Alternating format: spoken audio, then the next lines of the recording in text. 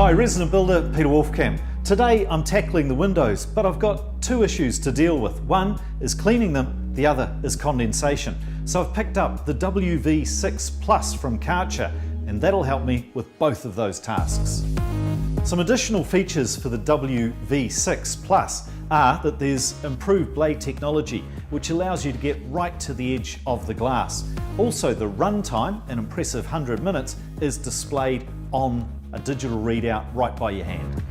If it's condensation that's your main concern with the windows, then obviously the WV6 is going to deal with that. But if you're actually going to clean the windows as well, then, well, let me introduce you to the KV4 cordless vibrating pad. This will make cleaning a window a breeze. To get underway with cleaning the windows using the KV4, I'm simply going to add detergent and water to the reservoir, turn it on, start the vibrating pad, and get stuck in. You know, for those bigger jobs or for really stubborn dirt, the combination of the KV4 and the WV6, well, it's really a match made in heaven. It's really great to get that job done, but there's always another job, so I'll see you again soon.